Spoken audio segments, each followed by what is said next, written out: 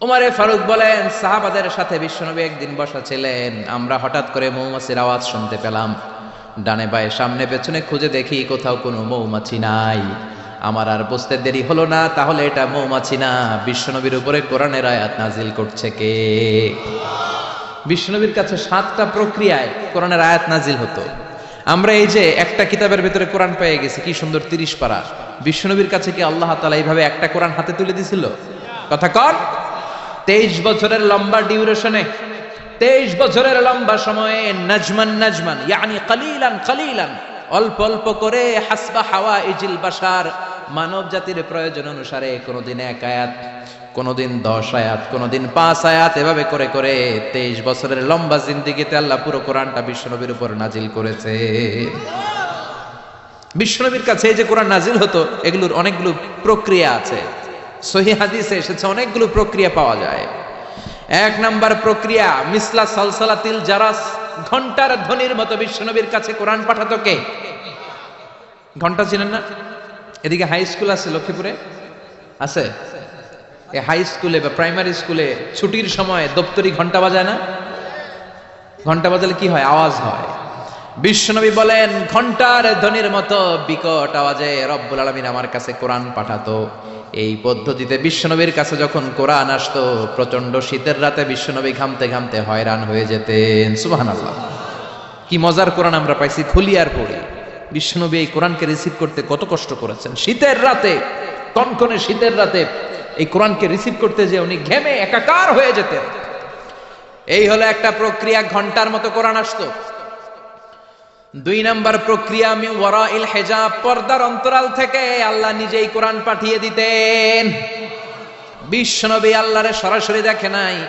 মেরাজের রাতে যখন আল্লাহর দিদারের জন্য গিয়েছিলেন, কথা শুনেছেন কিন্তু দেখে নাই। দুনিয়ার বুকে থেকে আল্লাহরে দেখা যাবে?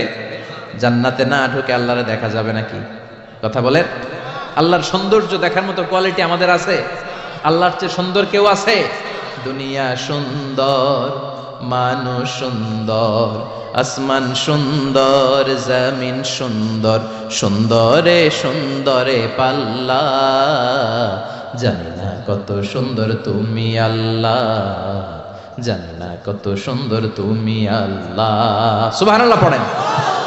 মেরাজের রাতে আল্লাহর দেখেন নাই, পর্দার এপাশ থেকে আল্লাহ কথা বলে আর নবী শুনে, নবী কথা বলে আল্লাহ শুনে। সুবহানাল্লাহ। এই পর্দার ওই পাশ থেকে সরাসরি আল্লাহ ওহী করেছেন, বিশ্বনবী রিসিভ করেছেন। গেল 2 পদ্ধতি। 3 নাম্বার, ফিল মানাম, স্বপ্নে বিশ্বনবীর কাছে ওহী পাঠিয়ে দেওয়া হয়েছে। কিন্তু কোরআনের কোন আয়াত এই স্বপ্নের পদ্ধতিতে আসে নাই, সব জাগ্রত অবস্থায় এসেছে। সুবহানাল্লাহ পড়েন। এরপরে সাইয়েদনা জিবরাইল মাঝে মাঝে নিজের সূরতে ওহী নিয়ে আসতেন। 2 বার বিশ্বনবী সাইয়েদনা জিবরাইলকে নিজের সূরতে দেখেছিলেন। 1 দেখেছিলেন হেরা গুহায়, 2 দেখেছিলেন সিদরাতুল মুনতাহায়। সাইয়েদনা জিবরাইলের সূরাতে যখন সাইয়েদনা জিবরাইল কোরআন নিয়ে আসতেন, তখনও বিশ্বনবী ভয় পেয়ে যেত। আল্লাহু আকবার। এরপরে আরেকটা পদ্ধতি হচ্ছে বিসূরাতিন নাস ইয়াতামাসসালু লাহু আল মালাকু রাজুলান। সাইয়েদনা জিবরাইল ওনার নিজের সূরাতে আসতো না, মানুষের সূরাতে আসতো। বিশ্বনবী বলতেন, এইভাবে কোরআন আসলে আমার রিসিভ করতে খুব আরাম লাগতো, কারণ মানুষ দেখা যাইতেছে, মানুষ কয় আর মানুষ শুনে, রিসিভ করতে বড় মজা। চিল্লায় এখন সুবহানাল্লাহ। এরপরে আরেকটা পদ্ধতি হচ্ছে মিসলা দাওয়িয়া সাউতিন নাহাল, মৌমাছির গুনগুন শব্দের মতো চারদিকে ভনভন ভনভন গুনগুন গুনগুন শব্দ শোনা যায়। আসলে গুনগুন না, কোরআন নাজিল করে কে? সাইয়েদনা ওমরে ফারুক বললেন, হঠাৎ আমরা ভনভন শব্দ দেখতে পেলাম, তাকিয়ে দেখি কোনো মৌমাছি নাই। হঠাৎ দেখলাম বিশ্বনবী আমাদের দিক থেকে চেহারাটা ঘুরিয়ে কাবার দিকে করলেন। হঠাৎ কিছুক্ষণ বিশ্বনবী একা একা মনোযোগী হয়ে কি যেন নিলেন। তারপরে আবার আমাদের দিকে মুচকি হেসে বললেন, ও সাহাবীরা শোনো, এইমাত্র কোরআনের 10টা আয়াত আল্লাহ আমার উপর নাজিল করেছে। আরে 10টা আয়াতের মধ্যে রব্বুল আলামিন মুমিনদের 7টা গুণাবলীর বর্ণনা দিয়েছে। কোন মুমিন যদি এই 7টা গুণ নিজের মধ্যে ধারণ করতে পারে, রব্বুল আলামিন ওই ব্যক্তিকে জান্নাতের মালিক বানায়া দিবে। আল্লাহু আকবার। কত নেয়ামত, কত অপরচুনিটি, কত প্রিভিলেজ আল্লাহ আমাদেরকে দিয়েছেন নিজেদেরকে সম্মানিত করার। এরপরও আমরা কোরআন মানতে চাই না। 7টা গুণ শুনবো আজকে মুমিনের। কয়টা? চিল্লায় বলেন সবাই, কয়টা গুণ শুনবো? 7টা গুণ। বিশ্বনবীর ইন্তেকালের পরে সাহাবারা মা আয়েশার কাছে যে বলে, ও আম্মা, আমাদের নবী কেমন ছিল বলেন। মা আয়েশা বলতেন, কানা খুলুকুহু আল কোরআন, বিশ্বনবীর চরিত্র ছিল কোরআনের চরিত্র। কিসের চরিত্র? পুরো 30 পারা কোরআনে থিওরিটিক্যালি যা বলে দেয়া আছে, বিশ্বনবীর জীবনীতে প্র্যাকটিক্যালি সেগুলো করে দেখানো আছে। সুবহানাল্লাহ। সাহাবারা বললেন, ও মা, এত সংক্ষেপে কেন বলেন, একটু বিস্তারিত বলেন আমার নবীর চরিত্র কেমন ছিল। মা আয়েশা বললেন, ও সাহাবারা, তোমরা কি কোরআনের 23তম সূরা সূরাতুল মুমিনুনের প্রথম 10টা আয়াত তেলাওয়াত করো নাই? এই প্রথম 10টা আয়াতের ভিতরে যেই গুণের কথা আছে, সবগুলো গুণ দিয়ে তোমাদের নবীর জীবন সাজানো ছিল। আমরাও চাই আমাদের জীবনটাও এই গুণাবলী দিয়ে আমরা সাজাবো। রাজি আছেন তো? আপনাদের মনোযোগ আছে? আপনারা সিরিয়াসলি কথাগুলো শোনার জন্য বসেছেন তো? তাকবীর দেন, লিল্লাহি তাকবীর। আল্লাহ বললেন, قد أفلح المؤمنون الذين هم في صلاتهم خاشعون। قد أفلح المؤمنون দিয়ে আল্লাহ শুরু করেছেন। قد أفلح المؤمنون, successful indeed are the believers। সফল কাম হলো তারা ঈমান এনেছে যারা। কার কথা? সফল কারা? who are the successful in life? যদি আপনারা কেউ প্রশ্ন করে সফল কারা, যদি আমাদেরকে জিজ্ঞেস করা হয় কারা সফল, সফলতার মানদণ্ড কি? এই পৃথিবীর বুকে সফল হওয়ার অনেক মানদণ্ড হতে পারে, পারে না? In terms of wealth and money, অর্থের মানদণ্ডে কারা সফল যদি জিজ্ঞেস করা হয়, কার নাম বলবেন? হ্যাঁ, বিল গেটস, তাই না? মাইক্রোসফট কোম্পানির মালিক, কত টাকার যে সে মালিক সে নিজেও জানে না। আর কে আছে এরকম সফল? ওয়ারেন বাফেট, অনেক বড় ধনী। আর কে আছে? স্টিভ জবস, অ্যাপল কোম্পানির মালিক, তাই না? প্রিন্স ওয়ালিদ বিন জালাল, একটা প্লেন আছে, নিজের জেট প্লেন, যে প্লেনটার 70% স্বর্ণ দিয়ে বানানো প্লেন, এটার 70% মেড অফ গোল্ড। তাহলে অর্থের মানদণ্ডে যদি বলি সফল কারা, এদের নাম আসবে। ইনি সফল, ইনি সফল, ইনি সফল, ঠিক কিনা? এবার যদি বলি ইন টার্মস অফ পাওয়ার, ক্ষমতার মানদণ্ডে পৃথিবীতে সবচেয়ে সফল কে? Donald Trump, president of United States of America.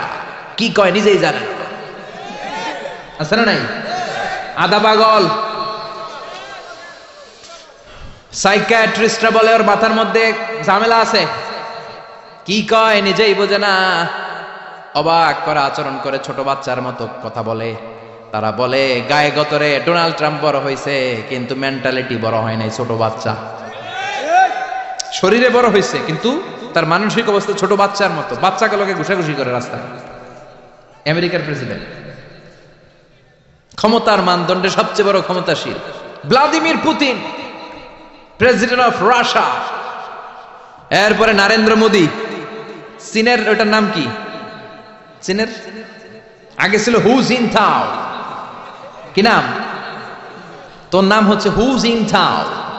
এখন আরেকটা কি যেন জি জিং, এরকম একজন আসছে। হ্যাঁ, জি জিং ক্ষমতার মানদণ্ডে অনেক ক্ষমতাশীল। অ্যাঞ্জেলা মার্কেল আছে, এটা এরা হচ্ছে ক্ষমতার মানদণ্ডে সফল। তাহলে অর্থের মানদণ্ডে একদল সফল, ক্ষমতার মানদণ্ডে আরেক দল সফল। এবার যদি বলি in terms of name and fame, ক্ষমতা নয়, অর্থ নয়, জনপ্রিয়তা বললেই চিনে। মেসি আছে না নাই? ওই সব চিনে, মুখস্থ। নাম কি? মাসিনা বেটা, মেসি। নেইমার আপনিও জানেন, সর্বনাশ, কিয়ামতের আলামত, হুজুরও জানে। কি নাম? নেইমার। আর কি আছে এরকম? রোনাল্ডো। আর কি আছে? এক নামে চিনে, গোটা বিশ্ব চিনে। বাংলাদেশের জনপ্রিয়তার বিচারে যদি বলি, এক নামে শেখ হাসিনা, সবাই চিনে। হ্যাঁ, খালেদা জিয়া এক নামে চিনে, মাশরাফি বিন মুর্তজা এক নামে চিনে। এখন আর একটা আছে হিরো আলম, আছে না নাই? In terms of name and fame. Allama Delwar Hossain Sayeedi এক নামে 17 কোটি বাংলাদেশের মানুষ চিনে। চিল্লায় বলো ঠিক কিনা? এটা হচ্ছে in terms of name and fame, খ্যাতি, যশ, জনপ্রিয়তা। তার মানে দুনিয়ার বুকে অর্থের মানদণ্ডে কিছু লোক সফল, আবার ক্ষমতার মানদণ্ডে কিছু লোক দুনিয়ার বুকে সফল, আবার জনপ্রিয়তার মানদণ্ডে কিছু নাম বললেই সবাই চিনে। অমিতাভ বচ্চন, শাহরুখ খান, আমির খান, সালমান খান, খয়ার খান, আছে না নাই? তো অর্থের মানদণ্ডে কেউ সেরা সফল, ক্ষমতার মানদণ্ডে কেউ সফল, জনপ্রিয়তার মানদণ্ডে সফল। আল্লাহ বলে আমার কাছে এগুলা মানদণ্ড না। আল্লাহ বলে ক্ষমতা আমার কাছে মানদণ্ড না সফল হওয়ার, অর্থ আমার কাছে সফলতার মানদণ্ড না, জনপ্রিয়তাও আমার কাছে সফলতার মানদণ্ড না। আমার কাছে সফলতার মানদণ্ড হলো ঈমান। আল্লাহর কাছে সফলতার মানদণ্ড কি? দুনিয়াতে আপনার টাকা আছে, ক্ষমতা আছে, আপনি বের হলে সামনে গাড়ি পেছনে গাড়ি, সামনে পুলিশ পেছনে পুলিশ, সামনে বডিগার্ড পেছনে বডিগার্ড, কিন্তু আল্লাহর কাছে এই ক্ষমতার 4 আনা দাম নাও থাকতে পারে। চিল্লা এখন ঠিক কিনা? আল্লাহ বলেন ক্ষমতা আমার কাছে সফলতার মানদণ্ড না, অর্থ আমার কাছে সফলতার মানদণ্ড না, জনপ্রিয়তা আমার কাছে সফলতার মানদণ্ড না। আমি আল্লাহর কাছে সফলতার মানদণ্ড হলো ঈমান। আল্লাহর কাছে সফলতার মানদণ্ড কি? ঈমান যদি না থাকে তার কোনো দাম in the day of judgement আল্লাহর কাছে আছে? চিল্লায় বলেন আছে। সেজন্য আল্লাহ বললেন কদ আফলাহাল মুমিনুনাল্লাযীনা হুম ফি সালাতিহিম খাশিউন। এই দুনিয়া এবং আখিরাতে সফল হয়েছে তারা, আল্লাহর উপর ঈমান এনেছে যারা। ঠিক কি না? সফল হয়েছে কারা? ঈমান এনেছে যারা। চিল্লায় উত্তর দেন, সফল হয়েছে কারা? নাকি যাদের টাকা বেশি এরা সফল, ক্ষমতা বেশি এরা সফল, এক নামে সারা বিশ্ব চিনে সেলিব্রিটি এরা সফল? সফল হচ্ছে ঈমানদার। আমরা সেই ঈমানদার গোষ্ঠীর মানুষ, আমরা সেই ঈমানের পথের সৈনিক। চিল্লায় বলেন ঠিক কিনা? আল্লাহ বললেন কদ আফলাহাল মুমিনুনাল্লাযীনা হুম ফি সালাতিহিম খাশিউন। আমার কাছে সফলতার মানদণ্ড হলো ঈমান। আমার কাছে সফল হলো তারা, ঈমান এনেছে যারা। কিন্তু ঈমানটা আধা আধা মানলে হবে না, পুরাপুরি ঈমান থাকতে হবে। ঠিক কি না? কেউ যদি বলে কোরআনের আধা মানি না, মুমিন না কাফের? কেউ যদি বলে আমি এই সূরা মানি ওই সূরা মানি না, মুমিন না কাফের? কেউ যদি বলে আমার যেটা ভাল লাগে, আমার দলের জন্য যেটা সুবিধা ওইটা মানি, আমার দলের জন্য যেটা ঝামেলা ওইটা মানি না, এরকম আছে না নাই? মিষ্টি খাওয়ার সুন্নত মানে, মাইর খাওয়া যে সুন্নত মানে না, আছে না নাই? মিষ্টি মিষ্টি কথা মানে, ঝুঁকি নেওয়া যে সুন্নাত ওইটা মানে না, এরকম আছে না নাই? সুন্নাত নয় শুধু সুমধুর আলাপন, আর সুন্নাত হলো হুঙ্কার গর্জন। ঠিক কি না? সুন্নাত শুধু নয় নির্জন ধ্যানে যাওয়া, আর সুন্নাত হলো পাথরের আঘাত খাওয়া। মুহাব্বতে তার সুদিনের সাথী তুমি, দুর্দিনেও তার পাশে থাকো কি। আরো কিছু সুন্নাত আছে তুমি জানো কি, জানলেও জীবনে কখনো তা মানো কি। সুন্নাত নয় শুধু দাওয়াতের মেহমান, সুন্নাত নয় শুধু খাওয়া শেষে মধুপান। আরো কিছু সুন্নাত আছে তুমি জানো কি, জানলেও জীবনে কখনো তা মানো কি। চিল্লায় বলেন ঠিক কি না? তার মানে আল্লাহর কাছে সফলতার মানদণ্ড হলো ঈমান। কিন্তু সাধারণ ঈমান নয়, ঈমানটা হতে হবে পূর্ণাঙ্গ ঈমান। কিছু মানলাম না এমন করা যাবে? মানলে পুরোটাই মানতে হবে। কার কথা? চিল্লায় বলেন কথাটা কার? আবার আল্লাহ বললেন ঈমান আনলে নির্ভেজাল ঈমান থাকতে হবে। ওই ঈমানের মধ্যে শিরক থাকলে হবে নাকি? কথা কোন? আল্লাহ বললেন ওয়াল্লাযীনা আমানু ওয়া লাম ইয়ালবিসু ঈমানাহুম বিযুলমিন উলাইকা লাহুমুল আমনু ওয়া হুম মুহতাদুন।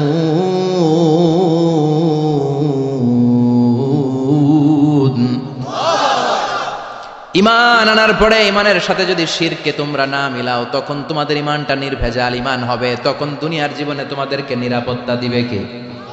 আবার হেদায়েত দিয়ে তোমাদেরকে ধন্য করবে কে? তার মানে ঈমান হতে হবে নির্ভেজাল, ঈমানের মধ্যে শিরক থাকলে হবে? কথা কন। আল্লাহ সব মাফ করে, শিরক মাফ করে? করে না। আপনি কিয়ামতের দিন পাহাড় পরিমাণ গুনাহ নিয়ে আল্লাহর সামনে হাজির হয়েছেন, কিন্তু এই গুনার মধ্যে শিরকের গুনাহ নাই। আল্লাহ বললেন, তাহলে আমি পাহাড় পরিমাণ দয়া নিয়ে তোর কাছে হাজির হয়ে যাব। আবার আমরা যখন নামাজে দাঁড়াই, আল্লাহ বললেন ওযু করলি ভালো কথা, মসজিদে ঢুকলি ভালো কথা, নামাজের কাতারেও দাঁড়ালি ভালো কথা, কিন্তু আগে বল শিরকের সাথে সম্পর্ক আছে নাকি? আমরা বলি ওয়াজ্জাহাতু ওয়াজহিয়া লিল্লাযী ফাতারাস সামাওয়াতি ওয়াল আরদা হানিফান ওয়া মা আনা মিনাল মুশরিকিন। আমরা নামাজের শুরুতে ঘোষণা দেই, আল্লাহ ওমা আনা মিনাল, আল্লাহ আমরা শিরক করি না, শিরকের সাথে আমাদের কোনো সম্পর্ক। আবার যখন হজ করতে যাই, লক্ষ লক্ষ হাজি সাহেবান আরাফাতের ময়দানে কাঁদে, আল্লাহর কাছে ডাকে, আল্লাহরে ডাকতে থাকে। আল্লাহ বলে ডাকাডাকি পরে কর, হজ পরে কর, আগে বল শিরক করস নাকি? তখন সবাই ঘোষণা দেয় লাব্বাইক আল্লাহুম্মা লাব্বাইক, লাব্বাইক লা শারীকা লাক লাব্বাইক, আল্লাহ আপনার সাথে শরীক করি না। এই ঘোষণা দেওয়ার পরে এরপরে হজ কবুল হয়, এরপরে সালাত কবুল হয়। তাহলে ঈমান হতে হলে এটা নির্ভেজাল ঈমান হতে হবে। ওই ঈমানের সাথে শিরকের কোনো ছোঁয়া, কোনো ছিটে ফোঁটা সেখানে থাকতে পারবে। আল্লাহ বলে ঈমান যদি নির্ভেজাল হয় আর যদি ঈমানটা পাকাপোক্ত হয়, তাহলে তোমাদের সাহায্যের জন্য গায়েবী মদদ আমি পাঠিয়ে দেব। সুবহানাল্লাহ। ওয়ালা তাহিনু ওয়ালা তাহজানু ওয়া আনতুমুল আ'লাউনা ইন কুনতুম মুমিনিন। ভয় নাই, বিপদ নাই, চিন্তা নাই। ইমানদারের মতো যদি ইমানদার হও, ইমানটা যদি ওই রকম হয়, তাহলে কোনো চিন্তা নাই, আমি আল্লাহর সাহায্য তোমাদের সাথে আছে না নাই? নবীদের ঈমান ছিল সেই রকম ঈমান, ঈমানের মতো ঈমান, ঠিক কি না? নবী মুসার মতো ঈমান হলে রাস্তা হবে সাগর জলে। নবী ইউসুফের মতো ঈমান হলে একে একে দরজা খুলে। নবী ইব্রাহিমের মতো ঈমান যদি আজ থাকে বিদ্যমান, অগ্নিকুণ্ডে দেখতে পাবে খুবসুরত এক ফুলবাগান। সুবহানাল্লাহ পড়েন। এজন্য ঈমানের মতো ঈমান হলে সাহায্য পাঠাবে কে? আল্লাহ বললেন ওয়ালা তাহিনু ওয়ালা তাহজানু ওয়া আনতুমুল আ'লাউনা ইন কুনতুম মুমিনিন। ভয় পেও না, চিন্তা করো না, আল্লাহর সাহায্য আছে না নাই? বিপদ যত বেশি আসে, পরীক্ষা যত বেশি আসে, বিজয়ের পতাকা পতপত করে উড়ার সময়টা কাছে আসতে থাকে, ঠিক কি না? আকাশে যখন ঘুটঘুটে বেশি অন্ধকার দেখা যায়, প্রচন্ড অন্ধকারে যখন আকাশ একেবারে ছেয়ে যায়, রাত্রি যখন গভীর হয়ে যায়, সুবহে সাদিকের আলো আসার সময়টা কাছে আসতে থাকে, ঠিক কি না? গর্ভবতী নারীর পেটের প্রসব বেদনা যত বেড়ে যায়, নতুন মেহমান দুনিয়াতে আসার সময় ঘনাতে থাকে। তেমনি ইমানদারের উপর আযাব, গজব, অত্যাচার যত বাড়তে থাকে, ইসলামের বিজয়ের সময়টাও কাছে আসতে থাকে। এজন্য ঈমান হতে হবে ঈমানদারের মতো, ঈমান হতে হবে পাক্কা ঈমান। চিল্লায় বলেন ঠিক কি না? সে আল্লাহ বললেন قد أفلح المؤمنون الذين هم في صلاتهم خاشعون. Successful indeed are the believers. সফল হলো তারা ঈমান এনেছে যারা। কার কথা? চিল্লায় বলেন। জিমায় পড়ছেন? কষ্ট হচ্ছে? সফল হলো তারা ঈমান এনেছে যারা। তবে শুধু ঈমানদার বলে হাত তুললেই হবে না, 7টা গুণ সেই ঈমানদারের ভেতরে থাকার দরকার আছে না নাই? 1 নাম্বার গুণ আমরা শুরু করছি, কানগুলো খরগোশের মতো খাড়া করে শুনেন। শুনতেছেন? আল্লাহ বললেন আল্লাযীনা হুম ফি সালাতিহিম খাশিউন। ঈমানদারেরা যখন নামাজের মুসল্লায় দাঁড়ায়, দিন দুনিয়ার হুঁশ তাদের থাকে না, তাদের অন্তরটা চলে যায় আল্লাহর আরশের দিকে, ঠিক কি না? বিশ্বনবী বলতেন আনতা আবুদাল্লাহ কান্নাকা তারাহু, এমন ভাবে নামাজ পড়ো যেন তুমি আল্লাহরে দেখছো। ফা ইন লাম তাকুন তারাহু ফা ইন্নাহু ইয়ারাক। এটা যদি মনে করতে কষ্ট হয়, অন্তত এটা ভাবো যে আল্লাহ তোমায় দেখছে, ঠিক কি না? নামাজে যখন দাঁড়াবেন ভাববেন আমি আল্লাহরে দেখতেছি। এটা ভাবা অনেক কঠিন, এটা যেন যেন লোকেরা পারে না। যদি না পারেন তাহলে অন্তত এটা ভাবেন যে আল্লাহ আপনারে দেখতেছে। আল্লাহ ইজ ওয়াচিং মি, আল্লাহ আমাকে দেখছে। তো আমি আল্লাহরে দেখতেছি আর আল্লাহ আমারে দেখতেছে। সুফিরা এটারে 2টা ক্লাস করছে, একটার নাম দিছে মুশাহাদা আর একটার নাম দিছে মুরাকাবা। মুশাহাদা মানে আমি নিজে দেখি, আর মুরাকাবা মানে আমি দেখি না, আমারে দেখে কে? কেউ যেটা দেখে না দেখে কে? কেউ যেটা শোনে না শোনে কে? আল্লাহ আপনারে দেখতেছে। নামাজের মুসল্লা এই চিন্তাটা করলে খুশু খুদু বাড়ায় দিবে কে? খুশু মানে ভয়, কার ভয়? কথা বলেন। যাদের হৃদয়ে আছে আল্লাহর ভয়, তারা কভু পথ ভুলে যায় না। আল্লাহর প্রেম ছাড়া এই দুনিয়ায় কারো কাছে কোনো কিছু চায় না। রাতের আধারে যারা সেজদাতে রয়, দু চোখের শ্রুতে নদী যেন বয়। রাতের আধারে যারা সেজদাতে রয়, দু চোখের শ্রুতে নদী যেন বয়।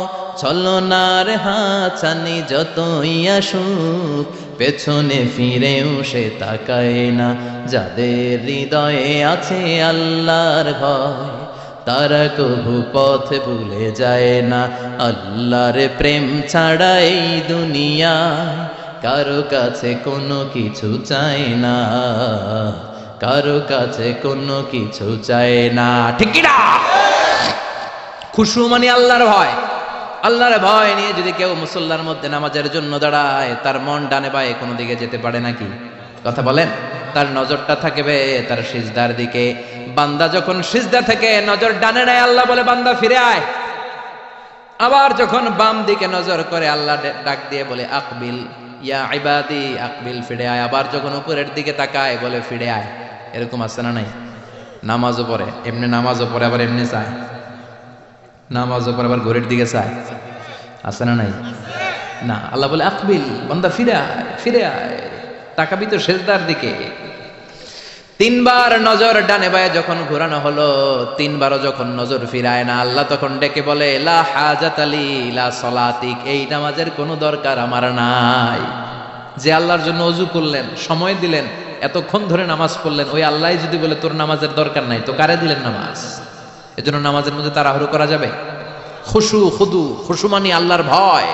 নামাজে যখন দাঁড়াবেন, শুধু নিজেরাই মুসল্লি বানাবেন না, মনটারেও মুসল্লি বানাবেন।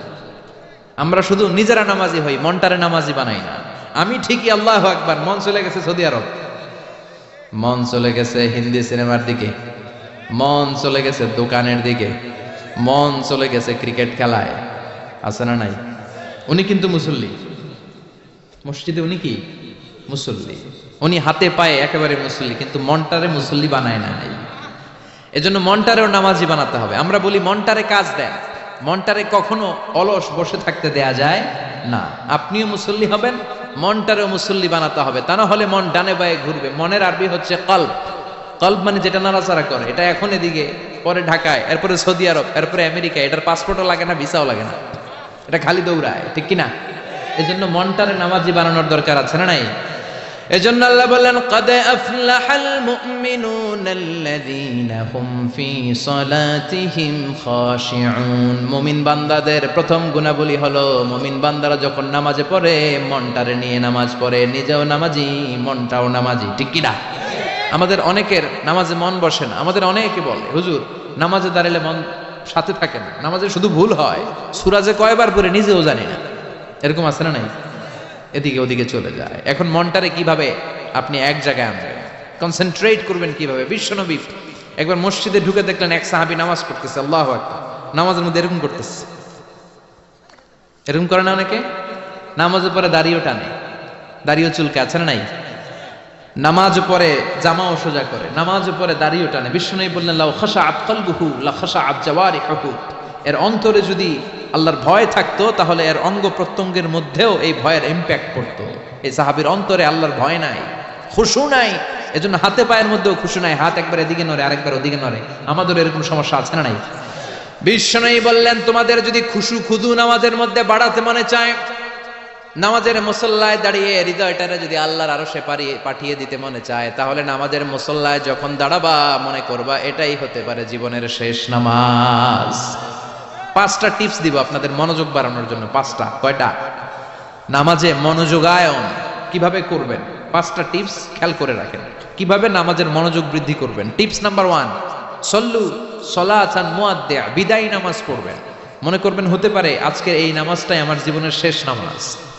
এখন বাজে 10:30, আপনাকে বলা হলো আজ রাত 1টার দিকে আপনার জীবনের হায়াত ফুরিয়ে যাবে, চলে যাওয়া লাগবে না? আমাদের থাকতে পারবো আমরা? চলে যাওয়া লাগবে। রাত 1টায় মালাকুল মাউত চলে এসে রূহ কবজ করে নিয়ে যাবে। আর 1.5 ঘন্টা আপনার হাতে সময়। এই 1.5 ঘন্টায় আপনি নামাজ রোজা যা পারেন করে নেন, আপনার হুঁশ থাকবে? কথা কোন? 1.5 ঘন্টা পরে আপনার মরণ। আপনি তাড়াতাড়ি করে অজু করে আসবেন, যায় নামাজে দাঁড়াবেন, মনে মনে ভাববেন আজকে জনমের মতো মাফ চাম আল্লাহর কাছে, আকাম কুকাম যা করছি সব কাইন্দা একেবারে মাফ করায় ফেলাম আল্লাহর কাছে, ঠিক কিনা?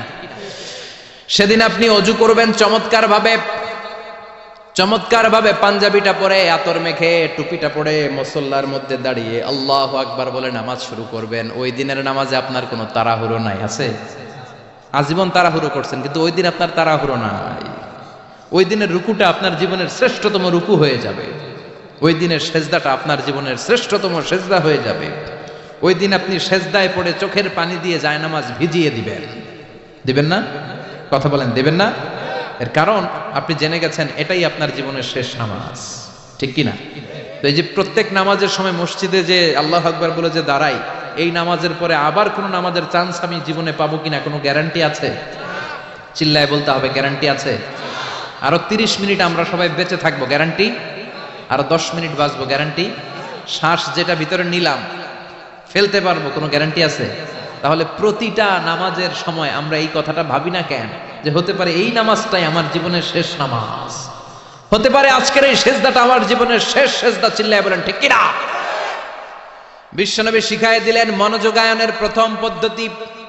নামাজে মনোযোগ থাকে না, মনোযোগ যদি বাড়াতে চাও ভাবো এটাই হতে পারে জীবনের শেষ নামাজ। সল্লু সালাতান মুআদ্দে, পারফর্ম দ্য সালাহ as if this is your last and final prayer. এমন ভাবে নামাজ পড়ো মনে করো এটাই হতে পারে জীবনের শেষ নামাজ।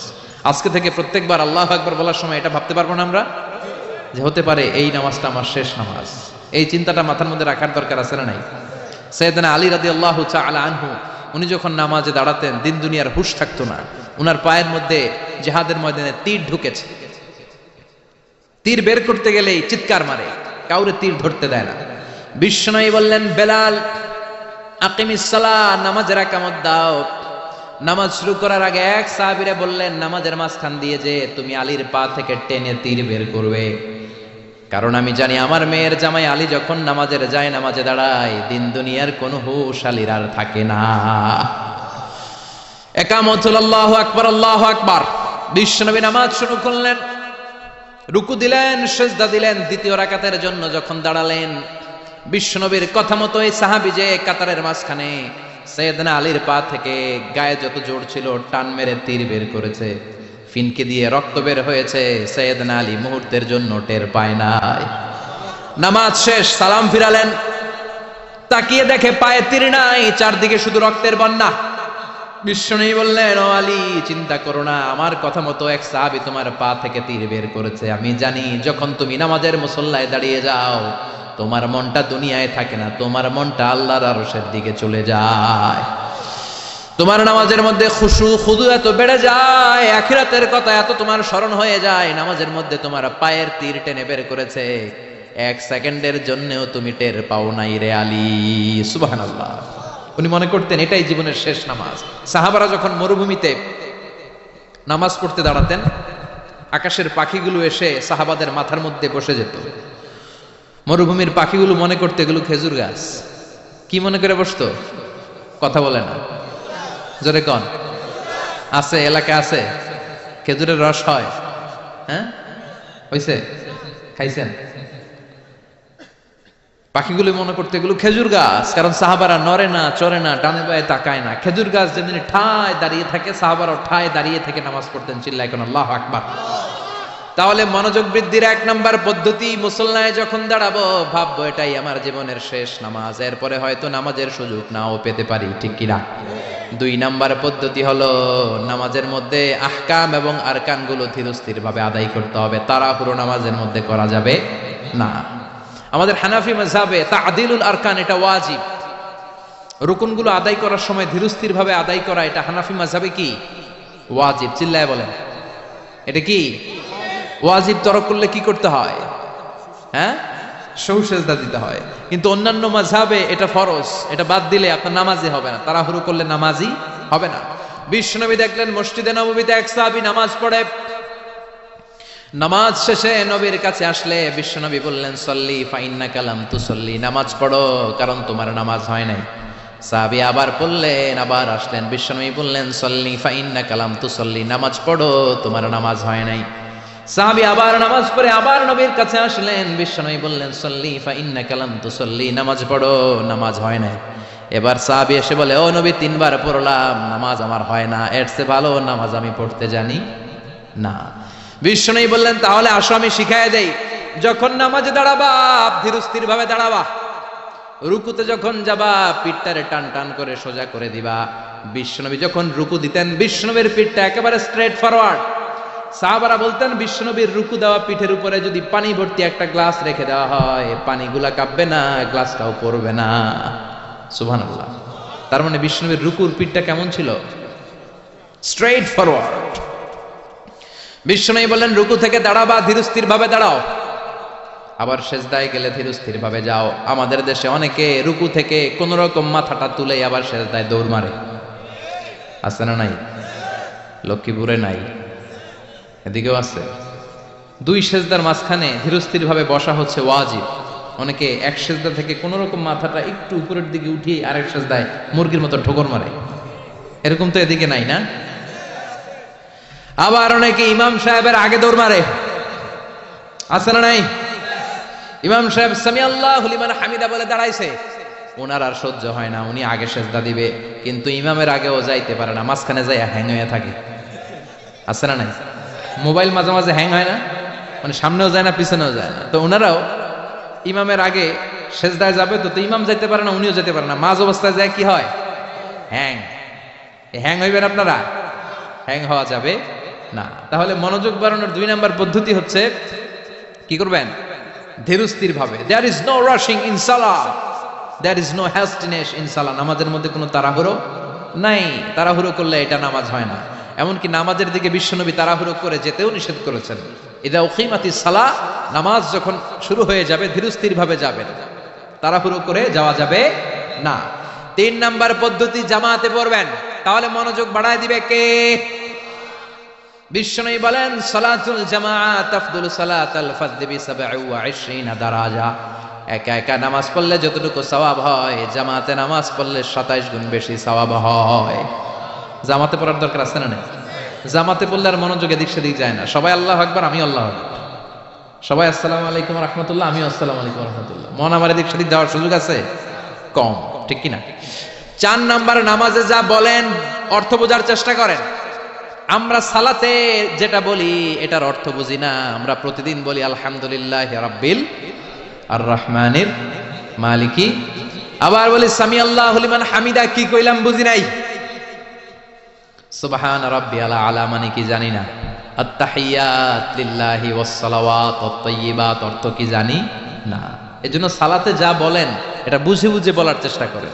অ্যাট লিস্ট সালাতে যেটা আপনি পড়েন এটার অর্থটা শিখার চেষ্টা করেন, তাহলে বললে হৃদয়ের মধ্যে টাচ লাগবে, অন্তরে দরদ লাগবে, চিৎকার করে বলেন ঠিক কি না।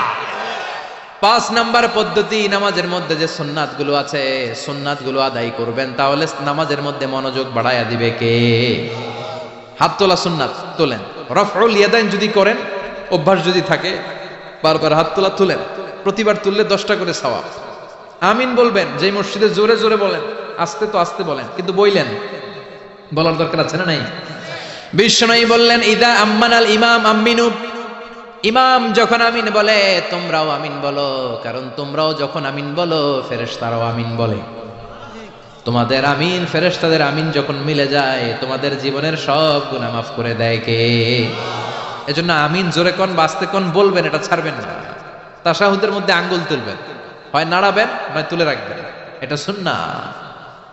আশাদ্দু আলা শাইতান মিনাল হাদিদ, শয়তানরে লোহা দিয়ে পিটাইলে যত কষ্ট পায়, তাশাহুদে বসে এই আঙ্গুলটা নাড়ালে এর চেয়ে বেশি কষ্ট পায়। সুবহানাল্লাহ কইবেন না? এজন্য মুরাআতুস সুনান, সুন্নাতগুলো মানার চেষ্টা করেন, সালাতে মনোযোগ বাড়ায় দিবে কে? এজন্য আল্লাহ বললেন ক্বাদ আফলাহাল মুমিনুনাল্লাযীনা হুম ফি সালাতিহিম খাশিউন, সফল হলো তারা ঈমান এনেছে যারা। আর ঈমানদারের প্রথম বৈশিষ্ট্য আল্লাযীনা হুম ফি সালাতিহিম খাশিউন, নামাজের মধ্যে মুসল্লির অন্তরে ভয় থাকবে কার? মনে থাকবে খুশু খুদু, এটার বলে হুজুরুল কলব, অন্তরটারে ধরে রাখতে হবে। দুই নম্বর আল্লাহ বললেন ওয়াল্লাযীনা হুম আনিল লাগবি মুরিদুন, মুমিন বান্দার দুই নম্বর গুণ অনর্থক কাজ থেকে তারা দূরে থাকে। অনর্থক কোনো বিষয়ের দিকে মুমিন কখনো যায়, লাগবুন মানে অনর্থক বিষয়, মুরিদুন তারা মুখ ফিরিয়ে নেয়।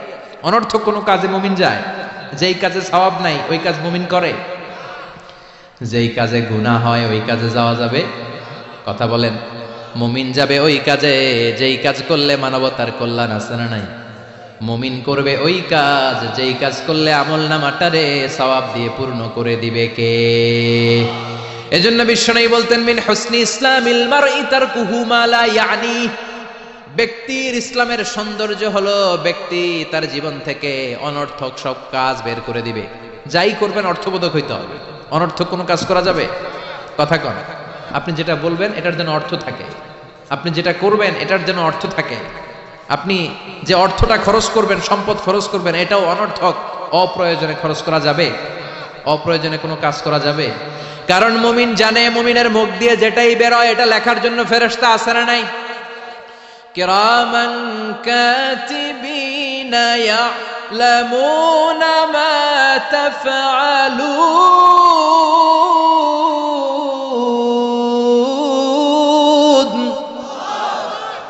যাই করি ভালো হোক কিংবা মন্দ হোক লিখে রাখার জন্য কিরামান কাতিবিন আছে না নাই? আবার মুমিন জানে মা ইয়ালফিযু মিন কাউলিন ইল্লা লাদাইহি রাকিবুন আতীদ। মুমিন তার মুখ দিয়ে যেটা বের করে সেটা লিখে রাখার জন্য ফেরেশতা আছে না নাই? এজন্য মুমিন যেটাই করবে এটা অর্থবোধক হবে। অনর্থক কোনো কাজ করা যাবে? অনর্থক কোনো বাক্য উচ্চারণ করা যাবে? মুমিন তার চোখ দিয়ে ওই জিনিসটাই দেখবে যেটা দেখলে সওয়াব আছে না নাই? মুমিন মুখ দিয়ে সেটাই পড়বে, সেটাই উচ্চারণ করবে যেটা উচ্চারণ করলে প্রতি অক্ষরে অক্ষরে সওয়াব দিবে কে?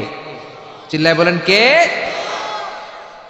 আপনি যদি অনর্থক কাজের দিকে মনোনিবেশ করেন, ফোকাস দেন, তাহলে আপনি ভালো কাজের দিকে ফোকাস দেওয়ার সময় পাবেন না।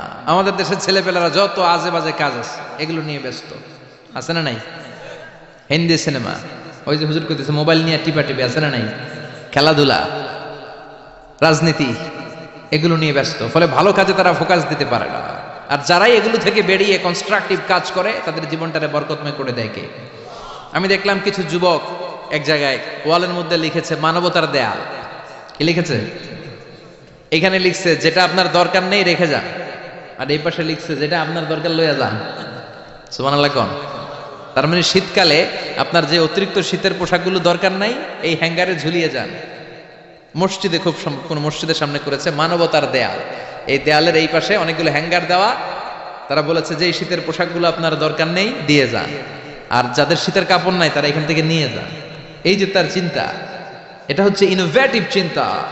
যুবকরা যদি ভালো ভালো কাজগুলো একসাথে করার প্রয়াস পেত, চিন্তা করতো, তাহলে বাংলাদেশটারে জান্নাতে টুকরা বানাই দিত কে? এজন্য মুমিনের বৈশিষ্ট্য আল্লাযীনা হুম আনিল লাগবি মুরিদুন। মুমিন বান্দারা কোনো অনর্থক কাজের সাথে কখনো যুক্ত হতে পারে। তার মানে মুমিন যখন নামাজে দাঁড়ায় অন্তরটা চলে যায় কার দিকে? দুই নম্বরে মুমিন কোনো আজে বাজে কাজে যুক্ত হয় না। তিন নম্বরে আল্লাহ বললেন ওয়াল্লাযীনা হুম লিয-যাকাতি ফাঈলুন। মুমিন বান্দাকে যদি আল্লাহ সম্পদের মালিক বানিয়ে দেয়, আল্লাহর এই সম্পদ থেকে গরিবদেরকে মুমিনরা দান করে। কি করে? এটার নাম হলো যাকাত। এটার নাম কি? জোরে কোন? দে যাকাত তোরা দে রে যাকাত, তোর দিল খুলবে পরে আগে খুলু খাত। দে যাকাত তোরা দে রে যাকাত। চিল্লা এখন ঠিক কিনা? যাকাত ফরজ হয়েছে কার কার? হাত তুলেন তো দেখি। যাকাত দেওয়ার মতো লোক আছে না এদিকে? মাশাআল্লাহ। একজন, দুইজন, তিনজন, চারজন, 5, 6, 7। আল্লাহ ভাইদেরকে তুমি কবুল করো। চিল্লায় বলেন আমিন। যাকাত দেওয়াটা এটা অপশনাল নয়, এটা কম্পালসারি। ওফি আমওয়ালিহিম হাক্কুন লিসাইলি ওয়াল মাহরুম। তোমার সম্পদে গরিবদের জন্য আল্লাহ এটা অধিকার করে দিয়েছে। যিনি যাকাত দেয় তার জন্য দেয়া ফরজ, আর যিনি যাকাত নেয়, যাকাত নেয়া কি তার জন্য ফরজ? কথা কোন? তাহলে সে আপনার কাছ থেকে যাকাত নিয়ে আপনাকে ফরজ কাজটা করার ক্ষেত্রে সহযোগিতা করেছে। আপনি কোনো করুণা তারে করেন নাই। চিল্লায় বলেন ঠিক কিনা? আবার আল্লাহ বলেন যাকাত দিবি না কেন? টাকা কি তোর নাকি? ওয়ামিম্মা রাযাকনাহুম ইউনফিকুন। আমি যেটা রিজিক হিসেবে দিছি ওইখান থেকে দে। সম্পদের মালিক আমি বানিয়েছি, অর্থ সম্পদ আমি আল্লাহ দিয়েছি, আবার আমি আল্লাহ আদেশ করেছি দেওয়ার জন্য, ঠিক কিনা?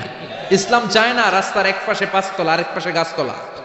ইসলাম চায় সম্পদের সমানভাবে তারল্য। যাকাত এটা ফরজ, দিয়ে দাও, তা না হলে কঠিন আযাবের সুসংবাদ দিচ্ছে কে? চিল্লায় বলেন কে? والذين يكنزون الذهب والفضة ولا ينفقونها في سبيل الله فبشرهم بعذاب أليم। যারা স্বর্ণ জমায়, যারা রৌপ্য জমায়, যারা প্রাইজ বন্ড জমিয়ে রাখে, যারা ফিক্সড ডিপোজিট করে রাখে, সম্পদের প্রাচুর্যতা থাকার পরেও যাকাত দেয় না, নবী তাদেরকে কঠিন আযাবের সুসংবাদ দেন। কার কথা? চিল্লায়া বলেন, আযাবের কি সুসংবাদ হয় না দুঃসংবাদ? কথা কন। কিন্তু আল্লাহ এখানে বলছে সুসংবাদ। আল্লাহ বুঝাতে চাইলেন আযাবটা বড় করা হবে, ডেঞ্জারাস হবে, মাইটটা বড় ডেঞ্জারাস। আল্লাহ ছাড় দেয় কিন্তু ছেড়ে দেয় না। আল্লাহ ছেড়ে দেয়, কি দেয়? ছাড় দেয়, ছেড়ে দেয় না। আযাবটা বড় করা হবে, মাইটটা বড় ডেঞ্জারাস হবে যারা যাকাত ফরজ হওয়ার পরেও দেয় না। এটা বোঝানোর জন্য আল্লাহ বললেন কঠিন আযাবের দুঃসংবাদ না, বললেন সুসংবাদ দেন। ছেলে পরীক্ষায় ইংরেজিতে ফেল করছে, মা বলে চান্দু ইংরেজিতে ফেল করছো, তোর বাপে আসুক, এমন মাইট দিবে, মাইট দিলে মজা টের পাবি। অমিয়া মাইট দিলে কি মজা লাগে? কি লাগে? ব্যথা লাগে। তো মজার কথা বললেন কেন? মাইটটা যে করা হবে, মাইটটা কি হবে? করা হবে। এজন্য যাকাত ফরজ হওয়ার পরে যারা যাকাত দেয় না তাদের জন্য করা মাইর আল্লাহর কাছে আছে না নাই? চিল্লায় বলেন।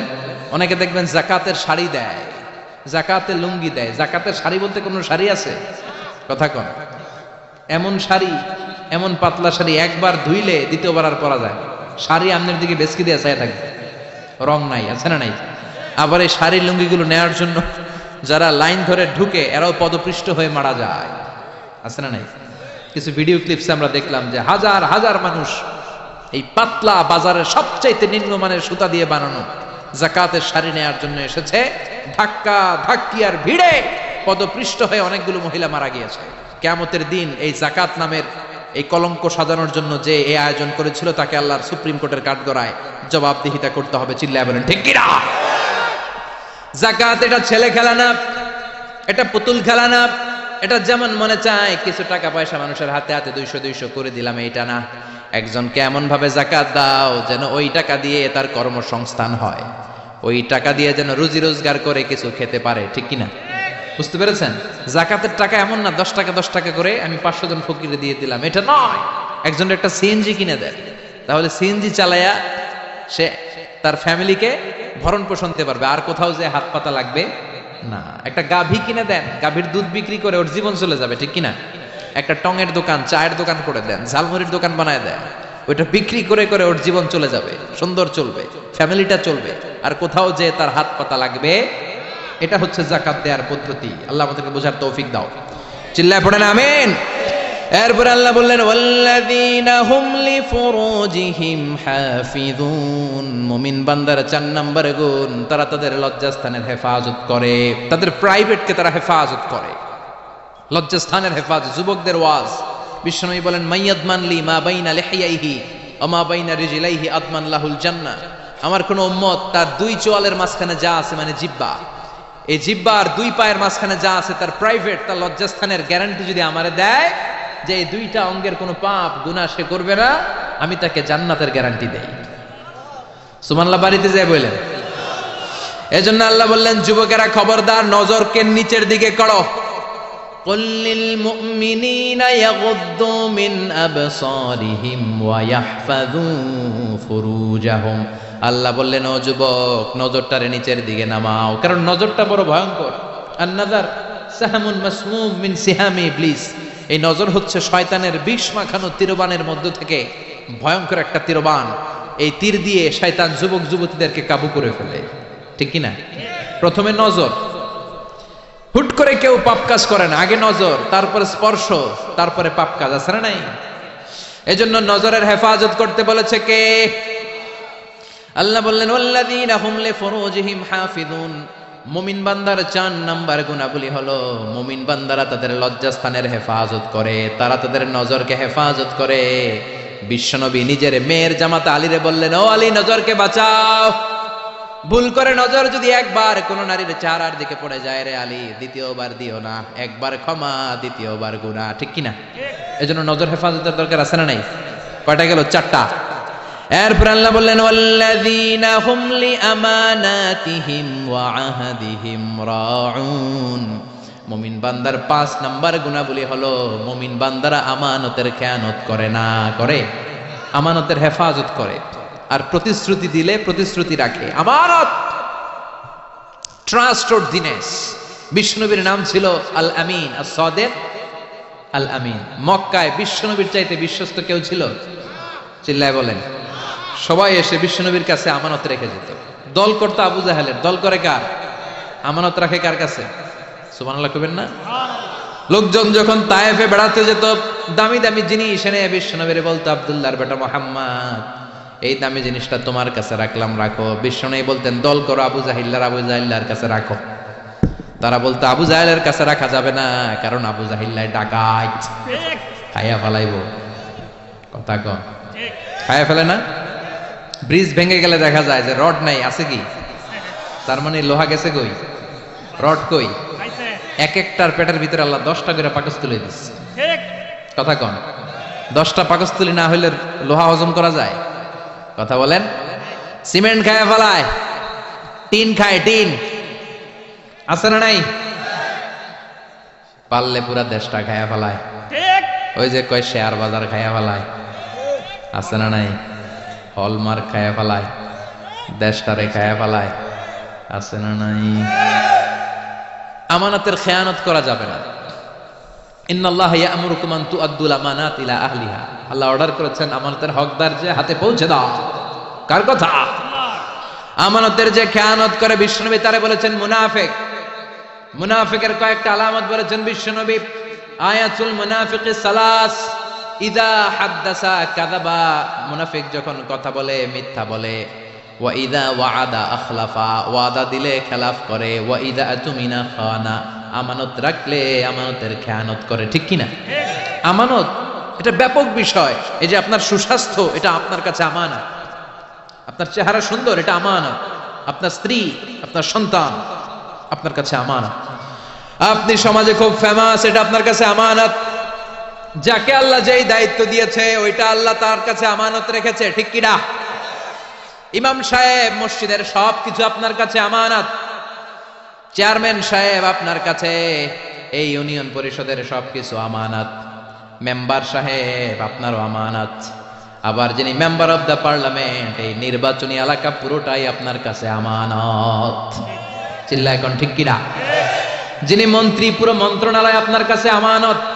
47 সদস্যের বিশাল বহর নিয়ে মন্ত্রণালয় করা হলো, তাদের কাছে বাংলাদেশটা আমানত। ও প্রধানমন্ত্রী, আপনার কাছে আমার লাল সবুজের পতাকাটা আমানত। সেনাবাহিনীর কাছে দেশের ভূখণ্ড রক্ষা করা আমানত, ঠিক কিনা?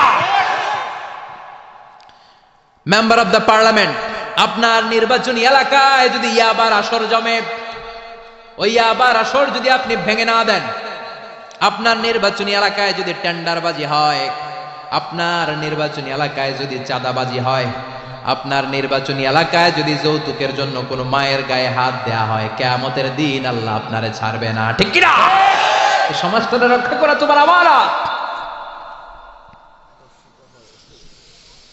আপনার এলাকায় যদি কেউ ধর্ষিতা হয়, কিয়ামতের দিন এটার বিচার আছে না নাই?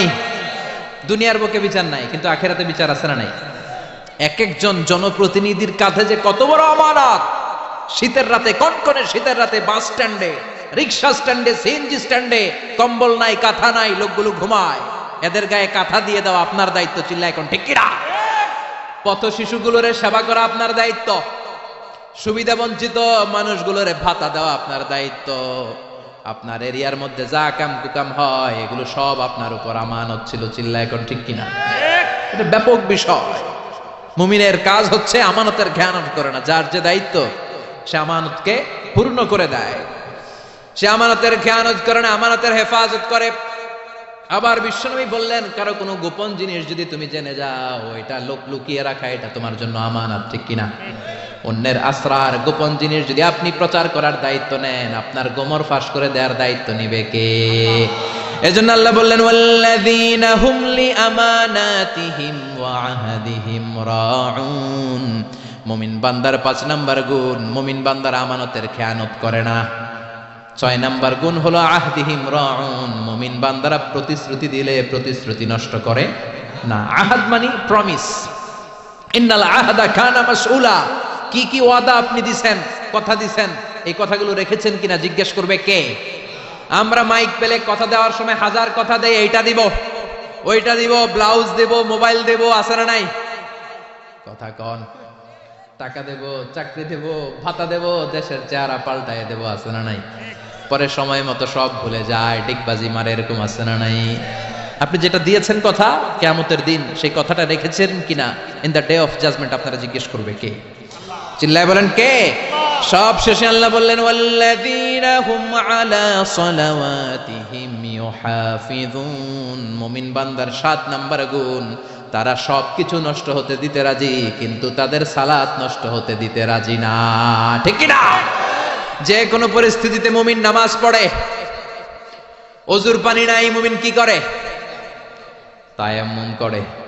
সফরের মধ্যে সময় নাই, মুমিন কসর করে, ঠিক কি না? দাঁড়িয়ে পড়তে পারে না, মুমিন বসে পড়ে। বসে পড়ে না, মুমিন শুয়ে পড়ে। মুমিন কখনো থেমে থাকে না।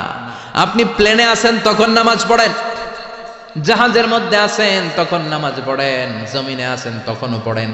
গোটা বিশ্বের সব মানুষের জন্য এই জমিনটারে নামাজের জায়গা বানিয়ে দিয়েছে কে? মুমিন সব কামাই দেয়, নামাজ কামাই দেয় না। এজন্য 7 নম্বরে বললেন, ওয়াল্লাযীনা হুম আলা সালাওয়াতিহিম ইউহাফিযুন। মুমিন বান্দার বৈশিষ্ট্য হচ্ছে তারা সালাত কামাই দেয় না। হাফিযু আলা সালাওয়াত ওয়াস সালাতিল বুসতা, নামাজগুলো সংরক্ষণ করো। কিয়ামতের দিন নামাজের হিসাব আগে নেবে কে? আউয়ালু মা ইউহাসাবু বিহিল আবদু ইয়াউমাল কিয়ামাতি আস-সালাহ। কিয়ামতের দিন সর্বপ্রথম হিসাব হবে নামাজের হিসাব। নামাজের হিসাব যদি সহজ হয়ে যায়, পুরো আমলনামাটারে সহজ করে দিবে কে? আর নামাজের হিসাবে যদি গন্ডগোল লেগে যায়, পুরো আমলনামার মাঝখানে প্যাঁচ লাগাইয়া দিবে কে? এজন্য মুমিন সব সময় নামাজ পড়ে জামাতে। কিভাবে?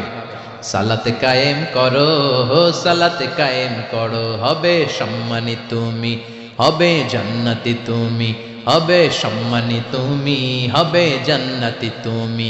দিবে কাল হাসরে শীতল ছায়া আরশে আজিম।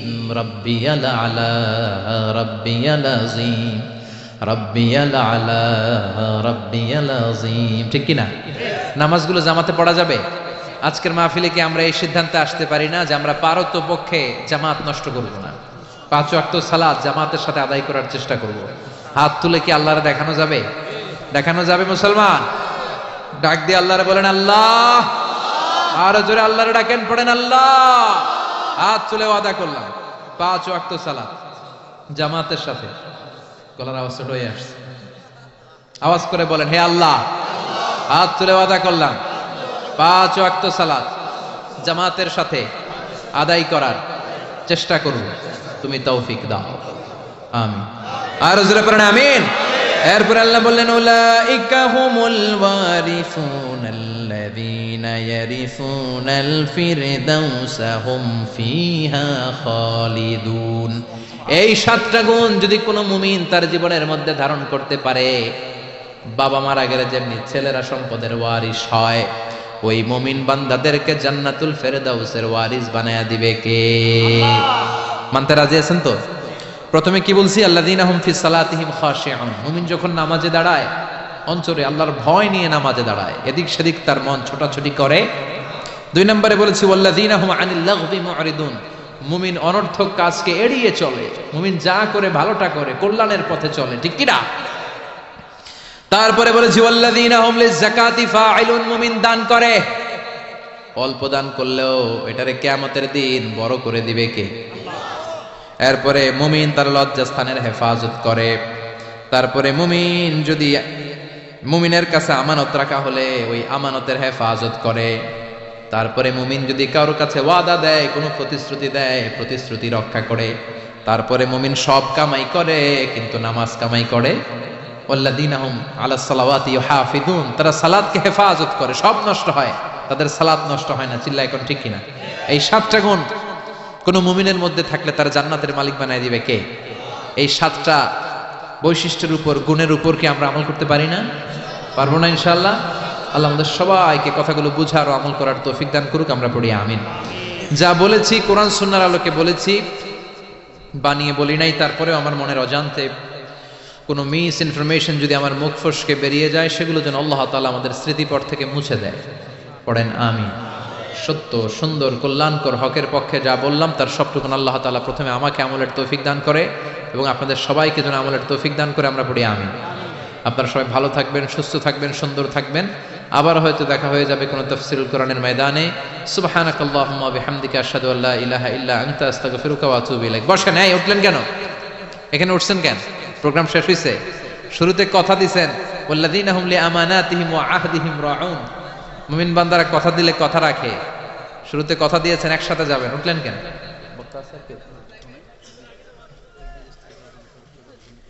ইয়া রাব্বি লাকাল হামদু কামা ইয়ানবাগি লিজালালি ওয়াজহিকা ওয়া আযীমি সুলতানিক। লাকাল হামদু বিল ঈমান, লাকাল হামদু বিল ইসলাম, লাকাল হামদু বিল কুরআন। রব্বানা আতিনা ফিদ দুনিয়া হাসানাহ ওয়া ফিল আখিরাতি হাসানাহ ওয়া কিনা আযাবান নার। রব্বানা যালামনা আনফুসানা ওয়া ইন লাম তাগফির লানা ওয়া তারহামনা লানাকুনান্না মিনাল খাসিরিন। অবিশাল আকাশের মালিক, জমিনের মালিক, নভমণ্ডল ভূমণ্ডল মালিক, তোমার আকাশ বাতাস চন্দ্র সূর্য নভমণ্ডল ভূমণ্ডলের তুলনায় আমাদের হাত দুইটা একেবারেই ছোট্ট রে আল্লাহ। ছোট্ট দুটি হাত পেতে বুক ভরা আশা নিয়ে তোমার শাহী দরবারে গভীর রজনীতে ভিখারির মতো চেয়ে রইলাম। আমাদের হাত দুইখানা তুমি কবুল আর মঞ্জুর করে নাও। মাবুদ, আমরা সবাই গুনাহগার, গুনাহ আমাদের বেশুমার। এমন কোন গুনাহ নাই আমরা করি নাই, সাগীরা কাবীরা, জেনে না জেনে, ইচ্ছায় অনিচ্ছায়, শিরকে বেদাতি, বন্ধুর পাল্লায় পড়ে, শয়তানের ওয়াসওয়াসায় পড়ে হাজার হাজার গুনাহ করেছি আল্লাহ। আজকের এই তাফসীর মাহফিল শেষে বরকতময় রজনীতে তোমার প্রিয় বান্দাদের সাথে করে তোমার দরবারে দুটি হাত পেতে বসে রইলাম। আমাদের জিন্দেগির সব গুনাহ তুমি মাফ করে দাও। আব্বা আম্মা, দাদা দাদি, নানা নানি, চাচা চাচি, খালা খালো, মামা মামি, শ্বশুর শাশুড়ি, আত্মীয় স্বজন, পাড়া প্রতিবেশী, দেশি খেসি, সবাইকে তুমি মাফ করে দাও। আমাদের যত আত্মীয় স্বজন কবরের বাসিন্দা, কবরগুলোর জান্নাতের বাগান বানিয়ে দাও। রব্বুল আলামিন, কালামুল্লাহ মাজিদ থেকে 23তম সূরার প্রথম 10 আয়াতের তাফসীর শুনলাম। রব্বুল আলামিন মুমিনদের 7টি বৈশিষ্ট্যের কথা তুমি বলেছো। এই 7টা বৈশিষ্ট্য ধারণ করে আমরা যেন জান্নাতুল ফেরদাউসের মালিক হতে পারি, তৌফিক দাও। যারা টাকা দিয়ে, পয়সা দিয়ে, বুদ্ধি দিয়ে, পরামর্শ দিয়ে আজকের এই চমৎকার কোরআনের বাগানটারে সফল করলো, কিয়ামতের দিন কঠিন মুসিবতের কালে আজকের মাহফিলটারে নাজাতের ওসিলা বানিয়ে দাও। রব্বুল আলামিন আমাদের মধ্য থেকে যারা অসুস্থ তাদের সুস্থ করে দাও। চাকরি যারা করে চাকরিতে বরকত দাও, ব্যবসা করলে ব্যবসায় বরকত দাও। রব্বুল আলামিন প্রবাসী ভাইয়েরা দোয়া চেয়েছে, তাদের নেক মাকাসেদগুলো তুমি পূরণ করে দাও। আমার বাংলাদেশের উপর তুমি তোমার খাস রহমত আর বরকত নাজিল করো। এ লক্ষ্মীপুর এলাকার প্রতিটা ঘরকে জান্নাতি ঘর হিসেবে কবুল করো। এলাকার মাদেরকে, বোনদেরকে কবুল করো। এলাকার